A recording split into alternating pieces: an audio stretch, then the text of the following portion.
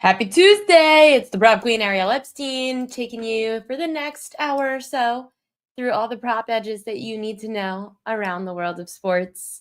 I've been on air since noon Eastern, was on 3 hours on VSiN. It is the All-Star game today. I know it is a really hard thing to handicap, so instead we're just going to fade the public for a lot of it. I'll have prop queen edges for MLB's All-Star game a little bit later in the show. Going to talk with Coach James Young as well. WNBA action, not only tonight, we only have 2 games. Tomorrow there are a lot of day games. Coach will walk us through some of the games tomorrow as well so we can get some early action in on that. The NFL had a lot of big news today. There were a lot of contracts signed, other players hoping to sign contracts soon. It has an impact on these futures. I talked about it a lot on VSiN today, that some of these futures in the props market for season-long props, very intriguing, not only based off of storylines.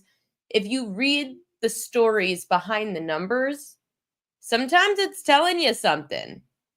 Casbra, oh, you sent me some messages on Instagram? I didn't know. I didn't see. Which Instagram? Prop Queen Sports or on Ariel Epstein? Let me know. Happy All-Star Game Day to Jessica Brand. Thanks for the VSiN compliment with Keith. We had a lot of fun. Joseph Rodriguez, happy Tuesday. So I guess let's go through some of this NFL stuff. First, this tweet killed me with Garrett Wilson, the receiver for the Jets. Yep, Jets green has been running through me since the day they drafted me. Despite the ups and downs, the faith is mutual. That means the world to me. Excited to start a new version of the chase next week. So Garrett Wilson ends up signing his 4-year, $130 million contract extension with $90 million guaranteed. First time in NFL history, a receiver received an average of over $31 million after playing only 3 seasons. His $32.5 million per year is the 5th highest for a wide receiver. Had career highs last season with 101 receptions, 1,104 receiving yards, and 7 touchdowns. So his receiving yards props 950.5. But of course, it is very hard to handicap when you don't know what a receiver looks like with a new quarterback. The Jets also made a big new move today with Sauce Gardner. He's going to be under contract for the next 6 years, $24 million, 4-year extension, $30 million per year. Now both Garrett Wilson and Sauce Gardner will be under contract through 2030 and 2029. How much does this really impact things in the Jets futures market? Not much. The Jets still, they have to compete in the same division as the Buffalo Bills, which is just very sad for this Jets team. Right now, the Jets are 3-point dogs at home against the Pittsburgh Steelers in week 1. The Jets in their division right now are sitting at 18-1, the longest shot to win the AFC East. The Bills are minus 280, the Patriots plus 475, Dolphins plus 750, Jets 18-1. I did see some very interesting futures today, though, in the NFL. One of them had to do with the Philadelphia Eagles. Actually, 3 of them had to do with the Philadelphia Eagles. I was looking at props.cash, which also helps me to... Here, I'll pull up props.cash for you guys. So props.cash, what's great is that it also helps me to see all the good pricing in the market. So does Pikkit, which is who we're sponsored by. You can check all the good pricing in the market with PikkitSports. So props.cash gets us in the NFL market, and I was able to look at the name that stood out to me the most, which was Mr. Jalen Hurts. So Jalen Hurts' passing yards prop is 3,200.5. He went under that significantly last year, but it is way higher. When you compare his numbers to his wide receiver, well, actually, let's look at his running back first. So Saquon then stood out to me because if you look at Saquon Barkley's rushing yards prop, he's at 1,500.5 after just over 2,000 last year. So if Jalen Hurts' passing yards is going up, but Saquon Barkley's rushing yards is going down, on top of looking at, let's see, Devontae Smith's receiving yards was 833 last year is what he put up. It's at 875.5. So the book is literally telling you the story. The Eagles are going to throw more. Try not to overuse Saquon Barkley since he had to be used so much last year. Just something to keep in your thoughts, because the Eagles used a lot of Saquon. They wanted him to break the rushing yards record. Even down the stretch of the season, they used Saquon so he could rack up the rushing yards. The Eagles are going to make sure that they don't hurt Saquon by running him into the ground, and they don't need to.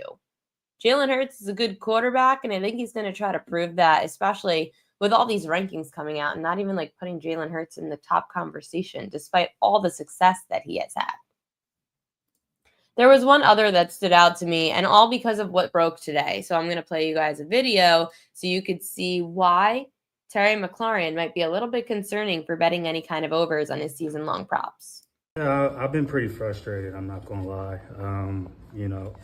Everything that has transpired up until this point has just been disappointing and frustrating. I've wanted to continue my career here. I've created my life here. My wife and I have bought our first home here. So this has been somewhere where I've always wanted to be. So Terry McLaurin not very happy with his Washington Commanders. They pick up Deebo Samuel in the offseason. That's going to take some yardage away from Scary Terry. His receiving yards prop was at, let me just get the exact number. It was 1,500. And I'm looking at props.cash right now to tell you guys how he's done in his career.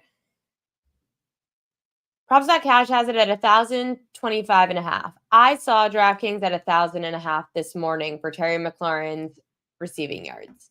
It's a number he's gone over in 4 of his 5 seasons dating back to 2020. But now that he's going to be splitting with Deebo Samuel, there is also a chance that McLaurin maybe doesn't want to start the season if he's pissed that his Commanders haven't talked to him in a month. That's what he said. It has been a month since the Commanders even reached out for him. Gotta hop off on vacay. Oh my gosh, have so much fun, Kaz, bruh. I'm so jealous. I wish I was going on vacay. Rodgers sucks. We're talking about the Steelers? When did I talk about the Steelers? Oh, because Shawn Michaels said Justin Fields sucks. Okay. Anyway, I haven't even mentioned the recap of last night from the Home Run Derby. I totally forgot that I haven't spoken about it yet here on the show because I talked about it on VSiN. Guys, first off, we end up cashing the best bet that I posted to social media yesterday, where I told you Byron Buxton minus 130 over Jazz Chisholm. That was insanely weird. How do you have a minus 135 in that situation? We literally won that 20-3. The book was completely off yesterday on nearly everything aside for the winner, which literally Cal Raleigh, who did great against Junior Caminero in the finals, but we were less than a foot away. It was inches from Raleigh ending up being kicked out of that thing to Brent Rooker.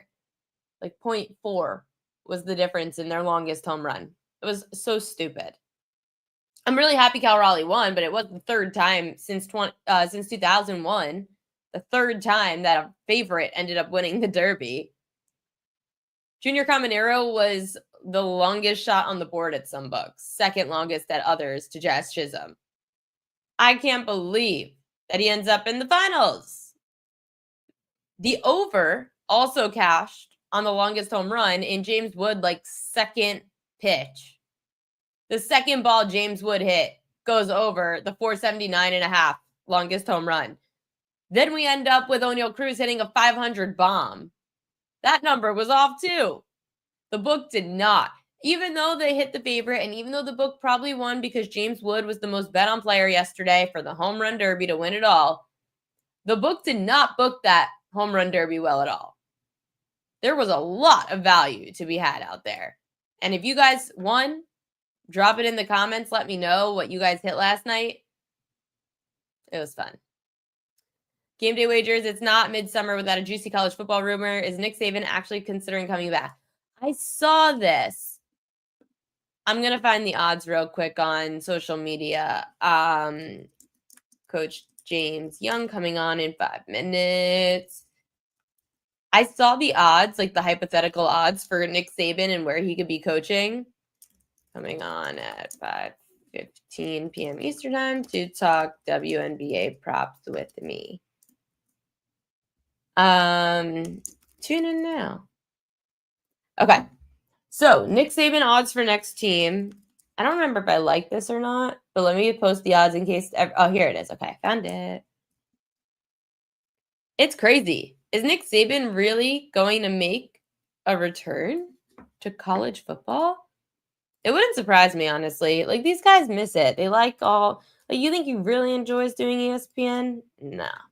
Oh, we've hit our limit of. Sorry, we've hit our limit of graphics. 1 second. For everybody who hasn't seen it yet, these are the odds for Nick Saban's potential landing spots. It's kind of nuts. So LSU plus 250, Arkansas plus 550, Michigan plus 850, FSU 11-1, Alabama 17-1, Texas Tech 25-1, Auburn 32-1. Then you got Virginia Tech down there at 100-1. UNC 93-1 to go replace his buddy Bill Belichick. Nah. LSU favored. So interesting. You guys think that Nick Saban's going back?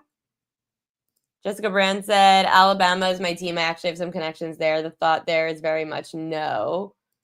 Joe Dollar, one of those cruise balls just landed in my backyard. Yeah, that was crazy. Michigan plus 850. I don't know. I'm just telling you what the odds are from here that I saw. Who knows how accurate it is, but just saying. There are odds up. Game Day Wager said, I wrote an article and have LSU at number 2 just behind Texas A&M. A&M would be interesting, especially with the rise of Texas right now. If you're Nick Saban, do you want to come back? Like, you retired such a legend to be able to now you go back. Like, Bill Belichick, this whole thing's going to be super interesting to see what he does at UNC.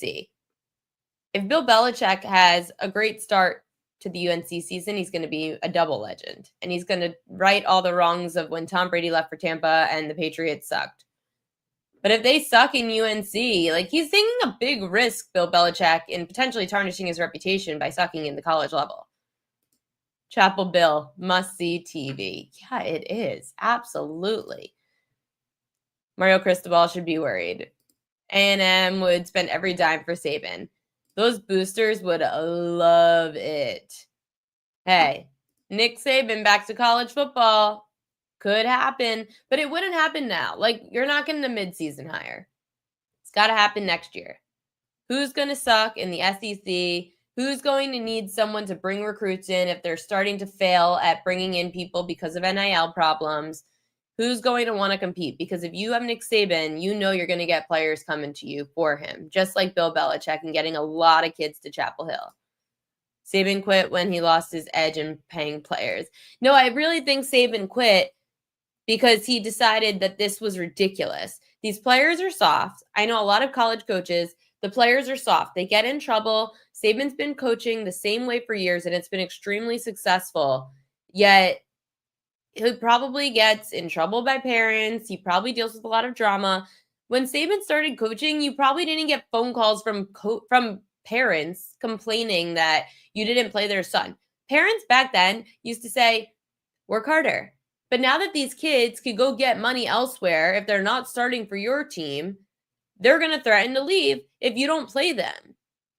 So dumb.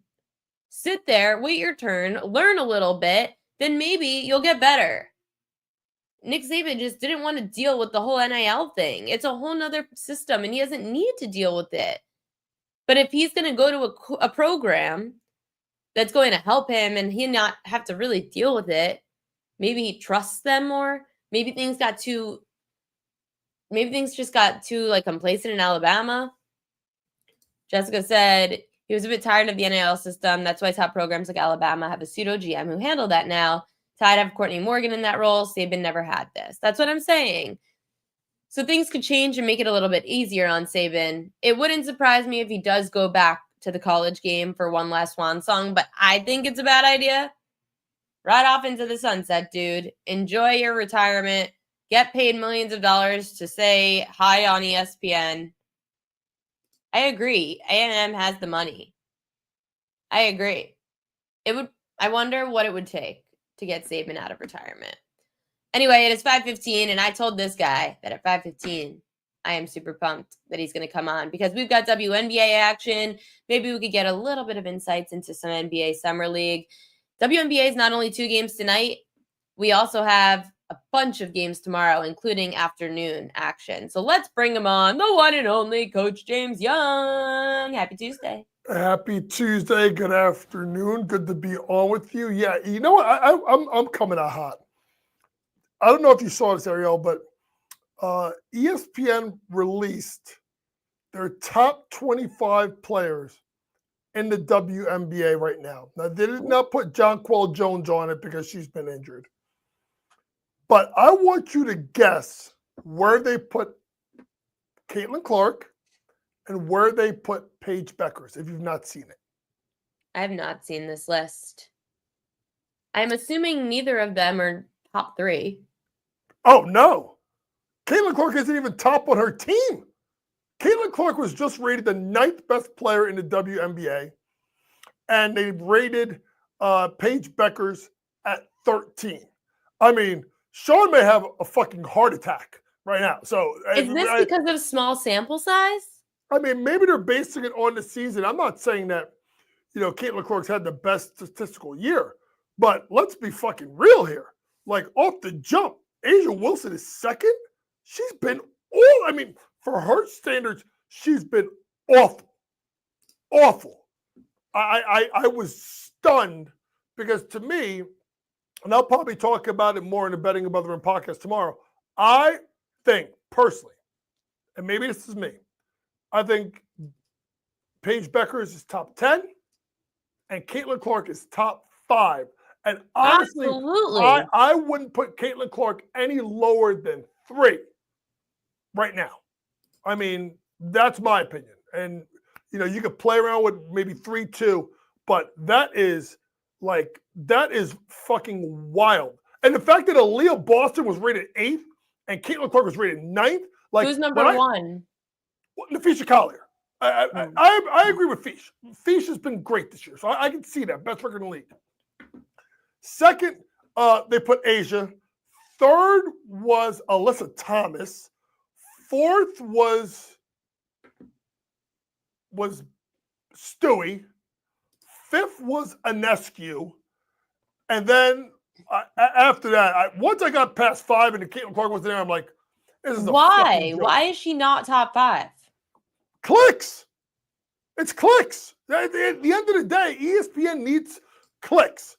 And it was one of the dumbest fucking things I've ever read. And then I got mad because they didn't have Jonquel Jones top 25. And then they turned around and said that, oh, well, she's been injured, so she's missed part of the year. So if I could pull this up quickly, because we never know with my fucking internet here, I want to pull this up because I was maybe I can pull up on my phone faster. I was fucking floored when I saw this. I was like, no way, there's no way. Like, this isn't right. Like, okay, ready? Here we go. Top 10, Nafisha Collier, Asia Wilson, Alyssa Thomas, Brianna Stewart, Sabrina Ionescu. Ready? Alicia Gray from Atlanta, 6. Satu Sabli, 7. Aaliyah Boston, 8. Caitlin Clark, 9. And Yeka Awubike, 10. Skylar Diggins, 11. Kelsey Plum, 12. Paige Beckers, 13. Okay. The only thing I could say about Paige is rookie season, missed some time. That's all I could say about Paige, small sample size. Caitlin Clark not in the top 5 makes no sense. She's funding the league. Well, and that's why I think this is, and I wonder, I don't know if it says if it came from the players. I don't even know who even did this. It was just multiple contributors. Like, yo, if you're going to put multiple contributors, put your name on that shit. Yeah, who? Who's your name on it. And that's one of those things where if you're going to put it out there, list it. That's what we said about the Baseball Hall of Fame for the guy that didn't choose Derek Jeter to go in the first ballot. Put your name on it. And I think that's the thing that kind of makes it tough for me is you're not putting your name on it. I mean, if you're going to ask me, and I got to, this is me, top 5, I'd probably go based off of this year and what I think. I'd probably go. I'd probably go Fish first, Stewie 2, Caitlin 3, Thomas 4, Anescu 5. I don't think Asia's in the top 5. I just don't.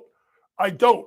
And what's become about the aces really quick is they're a hot mess express, and for them to put Alicia Gray. I mean, listen, if you want to say those top 5 are over Caitlin, I don't agree.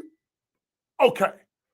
But to go Alicia Gray, Satu Sabli, and Leah Boston all over Caitlin Clark, like, what are we doing? Like, what the fuck are we doing? And then you start digging deeper, right? Paige at 13, I think she's top 10. Kayla McBride, 17. Angel Reese at 18, intriguing because Angel Reese, I will admit, has been better. She's been much better. Did you see Shaq today going out against RG3? Well, RG3 is a fucking buffoon. It's just Shaq literally was like, dude, stop talking crap about Angel Reese. I'm gonna punch you in the face. No, listen, at the end of the day, the post that he put out there, even retweeting the monkey with the 2K26 logo, that is it doesn't matter who you are. It doesn't matter what race you are and what race you marry. That is just fucking dumb as shit to put that out on social media as a public figure. Black, white, Hispanic, Asian, I don't care. Doesn't matter if your wife is white, black, I don't care. That was one of the dumbest effing things.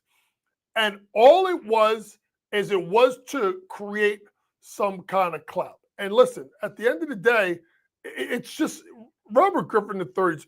He's trying to stay relevant. Right? Well, maybe you can go on Fox Sports because they seem to get rid of everybody at this point.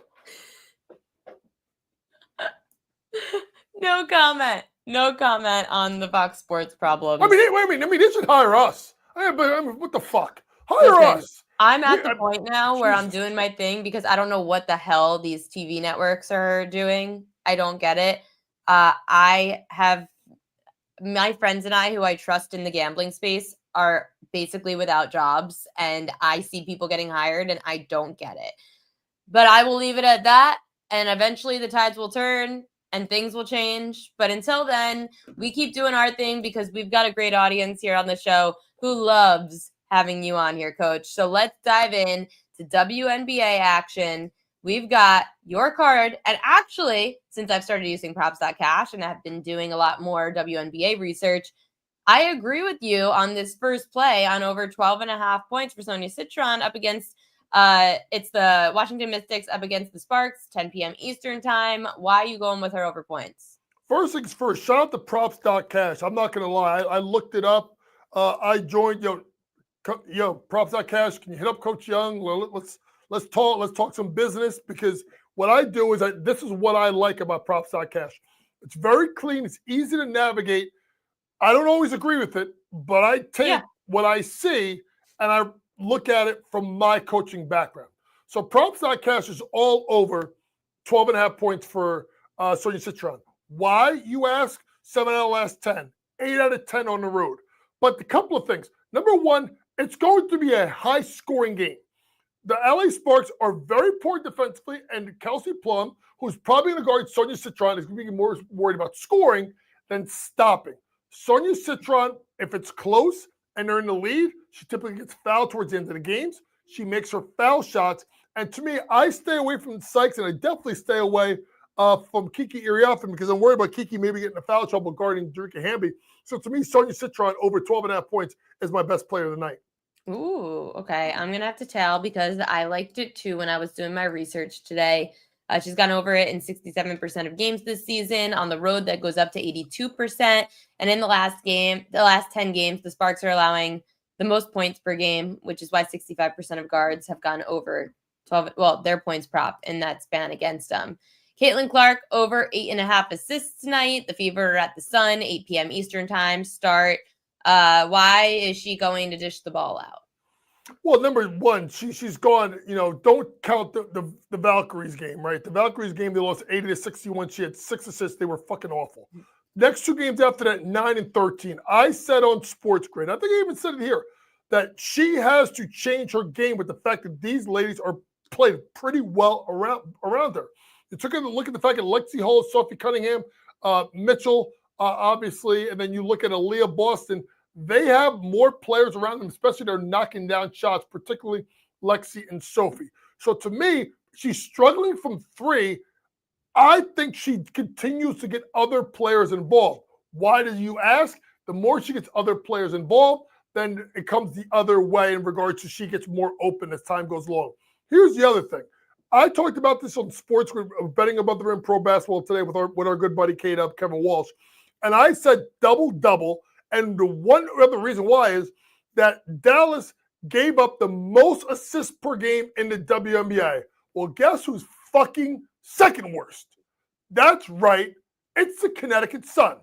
And the person that would probably give her a little bit of fits defensively is Marina Mabry. Shout out to my girl Marina. I know people don't like her, but that's my girl. That's been my girl. I've known her since she was a little kid. She ain't playing. I'm worried about the points, not worried about the assists. CC gets people involved over 8.5 assists tonight. Okay. CC over assists. It's a little bit contrarian because everybody likes to better over points. Are you afraid at all about the double-digit spread?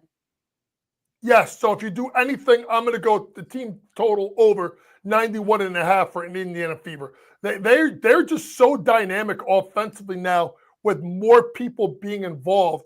And I'm worried about a backdoor cover. Now, the last time the Connecticut Sun played, they were huge underdogs on the road and lost 92-88 to the Sparks. Well, I think Indiana is more dynamic and better offensively. And this is the last game before the break for them. So they want to go out like gangbusters. 91.5 total points for Caitlin Clark and Indiana Fever tonight. And then your last play, Mystics money line, which if I were to go to PikkitSports, which I love to use as well for finding some good lines, I could go to the events page. Hold on one second. I just want to make sure I could get everybody the best lines possible. Let's see. Pickett. We love producing a show on our own. So fun. Okay. So here's the page for WNBA. Pickett says that the best line right now going over for the Mystics on the money line is -102. Over at DraftKings, you get +100 on the money line if you go to ProfitX. So, Coach, why are we going with the Mystics? Well, the Mystics have played really, really well. They just came off a big win on the road at Seattle a couple of days ago. And listen, so they're already out in the West Coast. I always get nervous about it, especially with young teams on the road. First game of a West Coast trip, but this is their last game, so I do like them to go over tonight. When you really dig into this team, they played extremely well, particularly on the defensive end of the floor. You look at obviously with Citron and obviously Iriafen. They also got a kid named Brittany Sykes who's been absolutely dynamic. I just like the way this team's playing. They're trending towards making the playoffs, so I would go ahead and I would take a look at that. I do know that people are asking about Natasha Howard and what we look at her tonight. 17.5 points plus rebounds. To me, that's more of an under. You're right. I think you look at her in regard to the fact that her usage rate has been down because CC's been there, and they kind of look at more to me. I'd be looking more at Aaliyah Boston with the points plus rebounds, especially in that pick and roll action, pick and pop that they run. They run more of the action with Aaliyah Boston than Natasha Howard. We also had a question from Slim Reaper. Howard PR under since CC's been back, her usage went down? Yeah, that's exactly what I talked about. Because her usage rate has been down. That's what I would be looking at, is going under the points plus rebounds for Natasha Howard.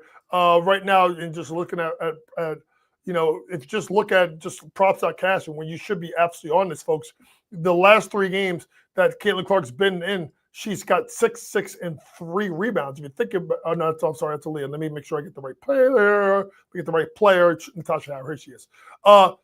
In the last 3 games, 2, 7, 2. I think the usage rate has been down. I also think it's if you look at the way you match up, they could go a little bit big, a little bit smaller with that lineup and kind of move someone like Sophie Cunningham to a 4 as a stretch 4. So I would not be on Natasha Howard tonight. Absolutely not.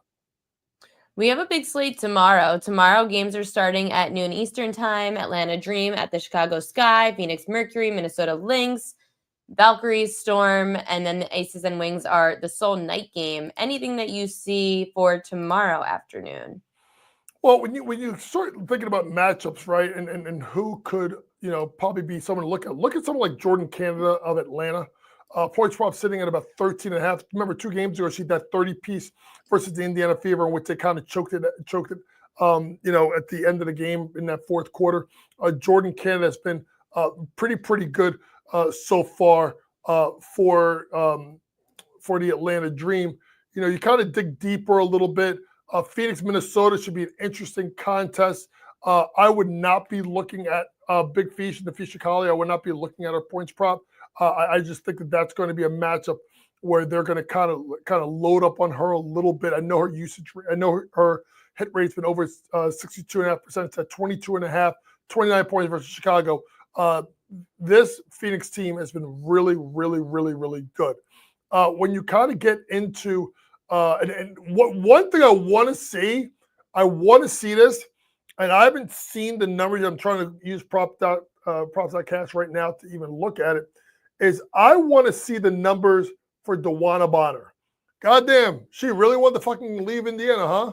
First game, 20-some odd points, first game out of there. DeWanna Bonner's a pro. And shout out to DeWanna Bonner. She got the check, and then she got up out of there, and now she's with her fiance, Alyssa Thomas.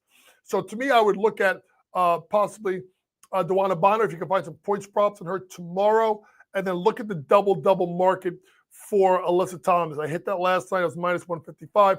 Should be a better number. I haven't seen it tomorrow because of the fact that you have a much better defensive team in the Minnesota Lynx. I still think she gets there over her to get a double-double. That's a tough turnaround for the Indiana Fever. I know that tonight they've got a decent spread of 10.5. You'd almost have to think tonight's a look-ahead spot to tomorrow against the Liberty. Yeah, it'll be interesting because the Liberty are going to be well rested.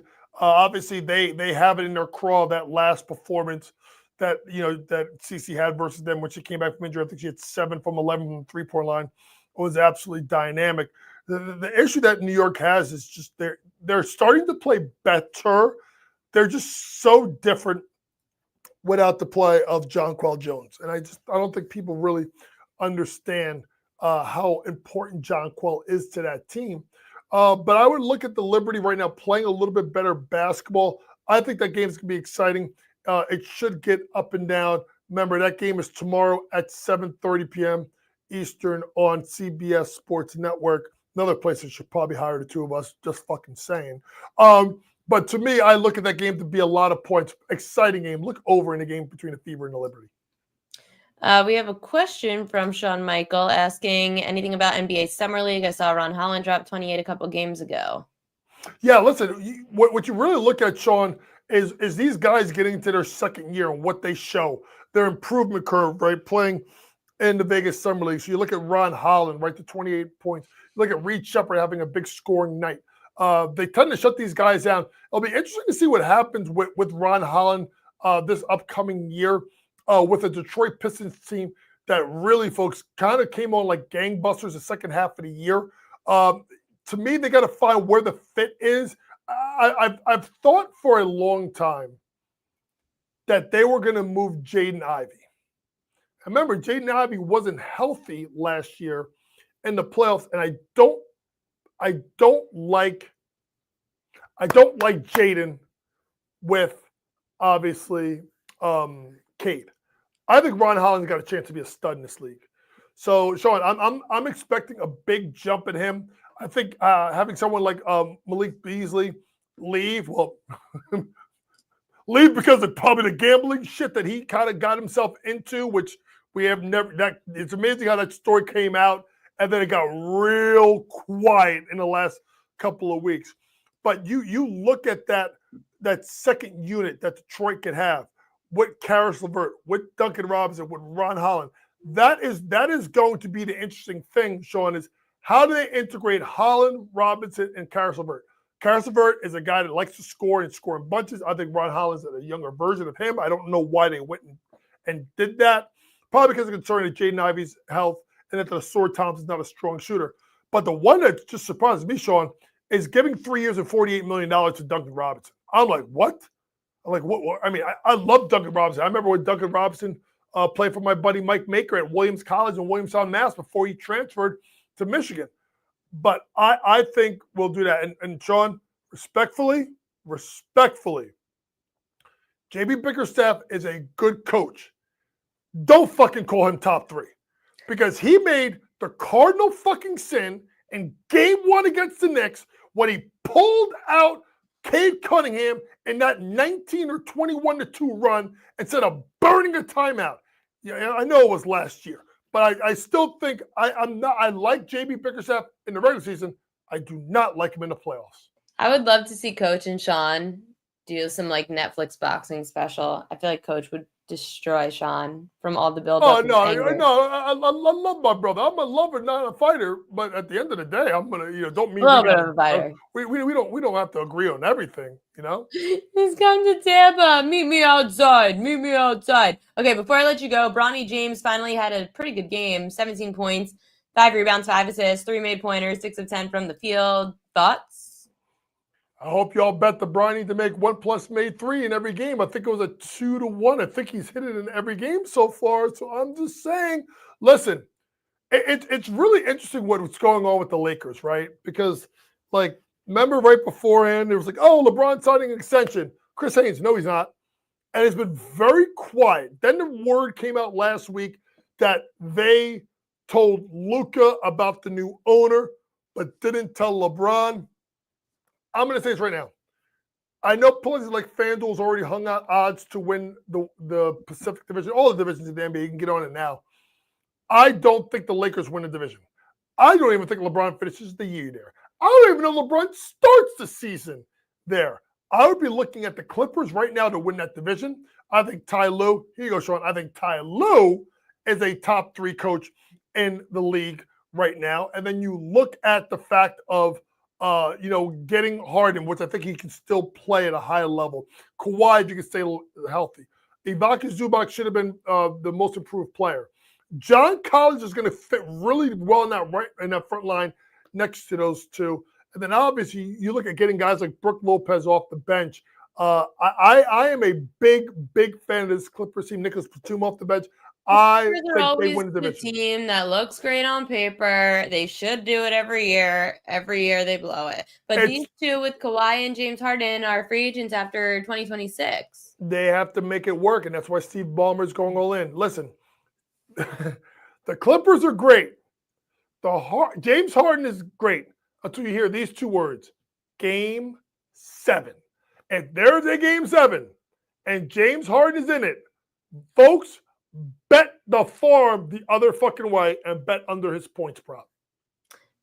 Well, we've got a long way until then. I'm sure we will be on the show many, many times before that opportunity arises. Coach James Young, what's going on with you? Where can people find your stuff? Obviously on Sports Grid, lead basketball analyst at Coach Young NJ on social media. Betting Above the Rim podcast. I record it every Monday and Wednesday, so it comes out every Tuesday and Thursday morning. Spotify, Apple Podcasts, so on and so forth. Betting Above the Rim Pro Basketball today with myself and the Kevin Walsh from 10 to 11 a.m. Eastern Standard Time every Saturday morning only on Sports Grid. Coach James Young, you're the best. Thanks for coming on as always, and we will talk to you soon. Thanks, Ariel. God bless. Time to talk some baseball. It is time for the All-Star Game. I've got a few things. Listen, I don't love betting the All-Star Game. It is hard. These are the players that are going to pitch for an inning, and then you're going to get the batters that come in for 1 inning. Then we're going to pinch hit. We're going to have the reserves. It's a pain. All we know is who's starting, and that's about it. So here's what listen, we are going to talk about it. We're going to fade trends. We're going to fade the public. So the first trend, I'm not going to fade a trend. I'm going to fade the public. But here's a few trends. So first, the American League's won 10 of the last 11. They're minus 105 to win tonight. I've actually seen a little bit more steam come in on the National League, but I feel like this happens every year where we see the National League getting the love and favored, and American League somehow wins. Totals. Since 2005, unders 14 and 5 in MLB All-Star games. 79% of money tonight is on the over. So guess what time it is? Propaganda.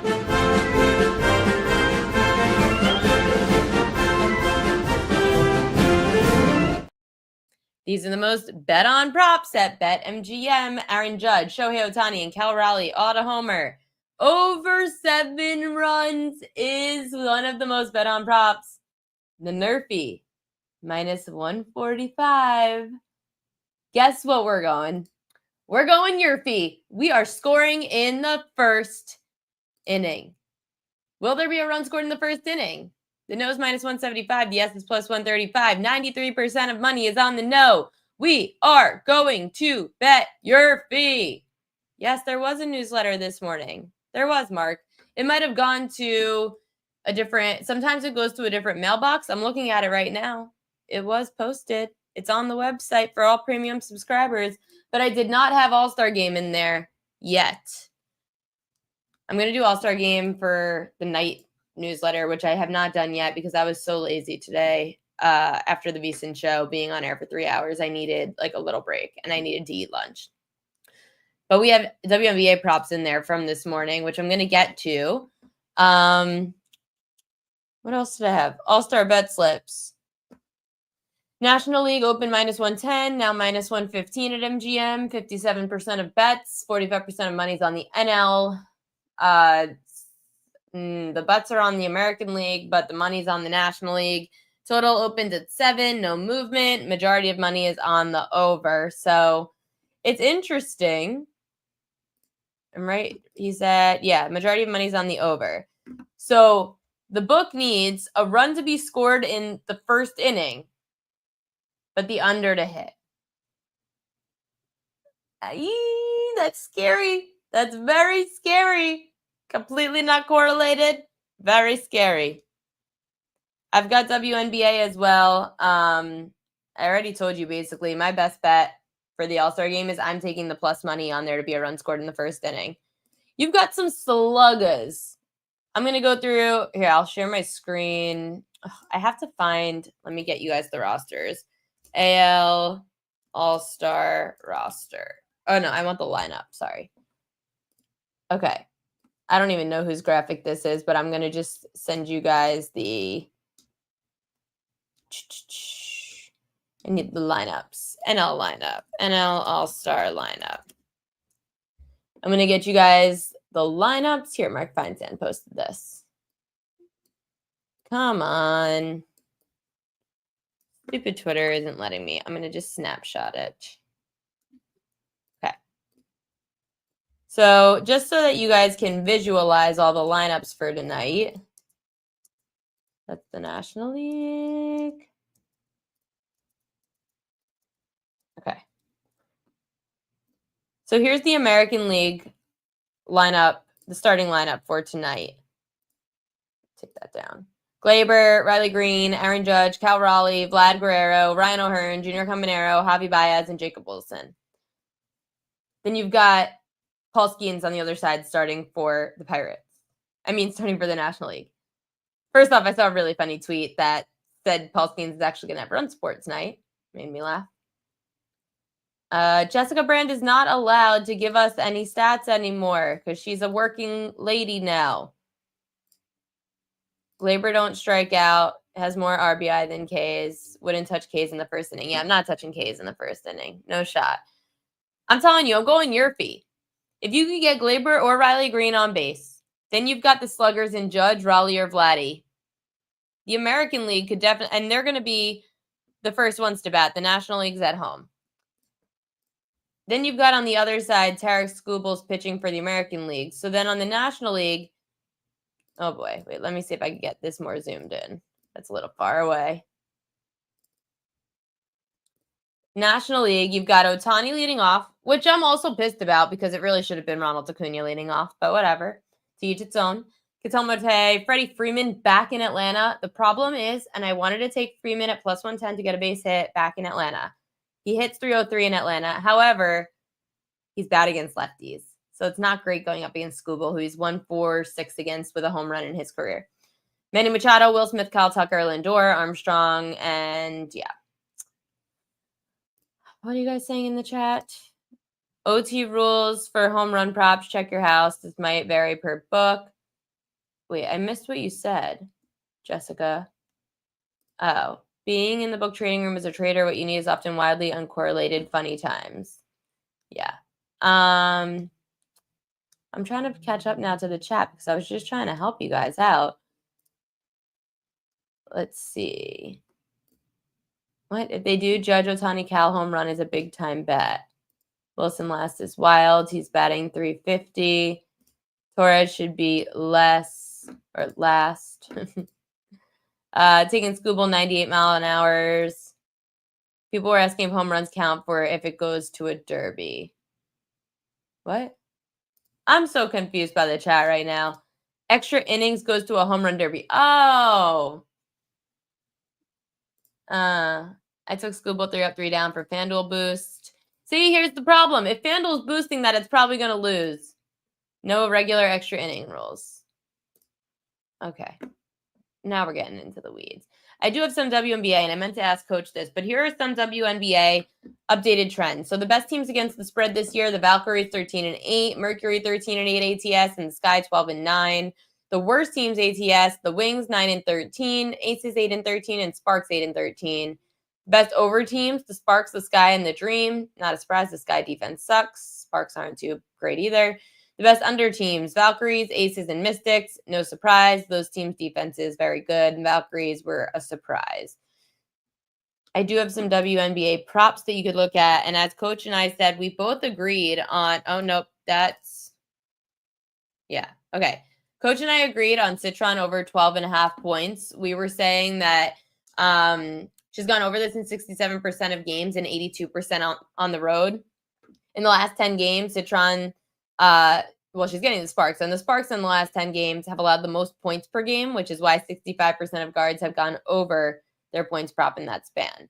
Caitlin Clark, I would look at her under points, rebounds, and assists. It's a double-digit spread tonight of about 10.5. Oh, sorry, 15-point spread. Wait, why did I think 10.5? Nope, 15. Sorry. 15-point spread tonight in the Fever Sun game. Clark's gone under this in all 3 games since returning from injury. In her career against the Sun, she's gone under in 6 of 7, averaging 25.6 points, rebounds, and assists. And on the road this season, Clark's gone under 31.5 in 3 of 4, averaging 24.3. Boston under 8.5 rebounds. Boston's gone under these boards in 6 of 9 road games, averaging 7.8 rebounds a game.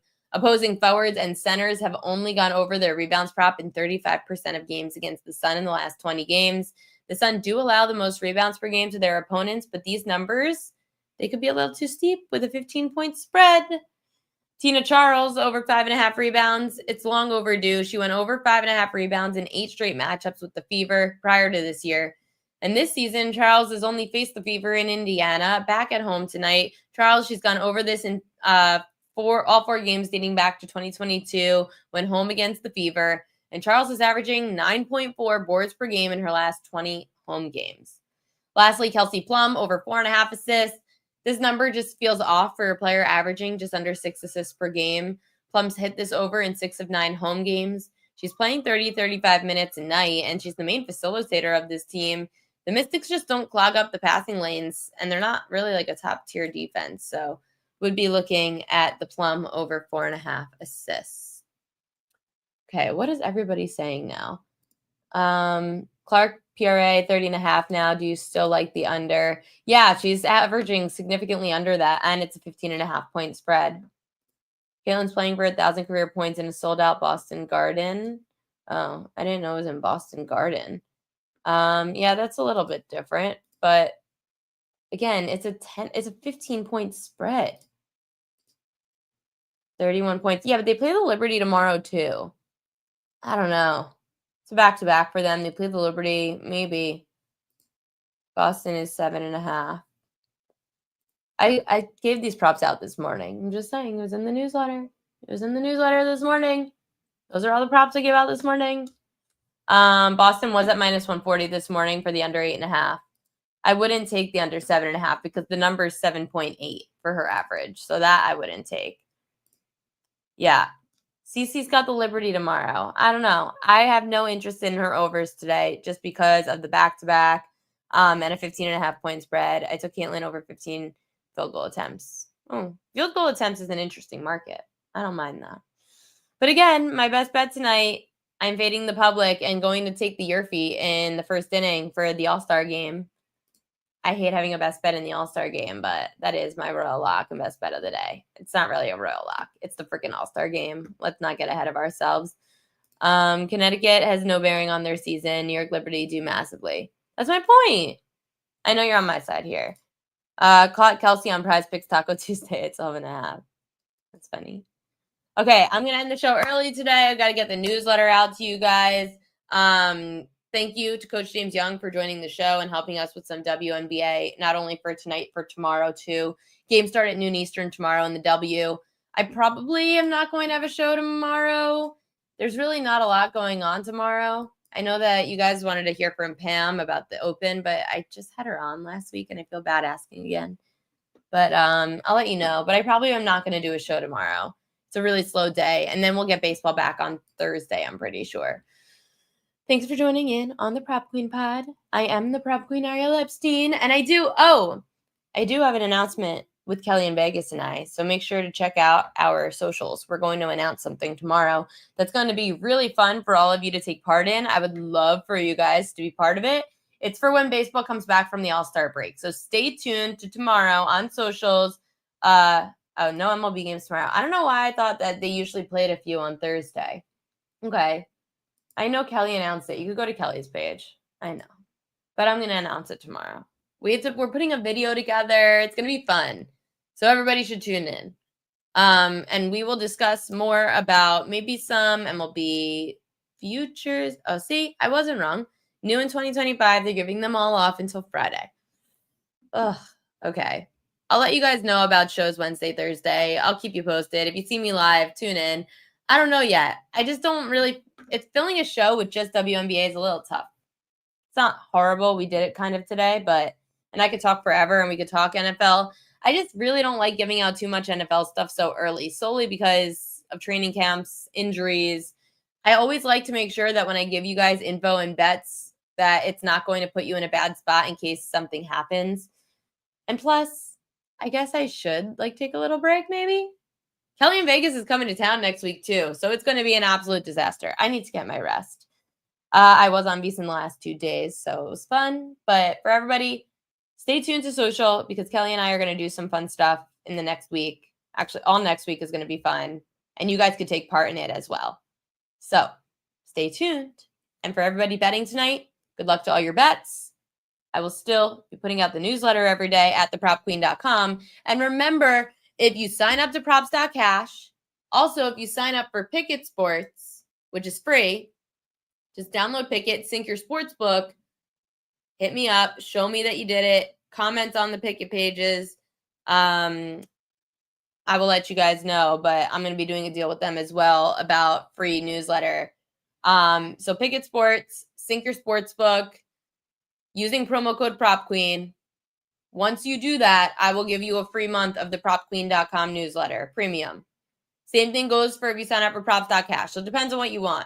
If you want to track stuff like I showed on Pikkit today where you could track your bets, it's free. And all you need to do is use promo code PropQueen when you sign up for Pikkit.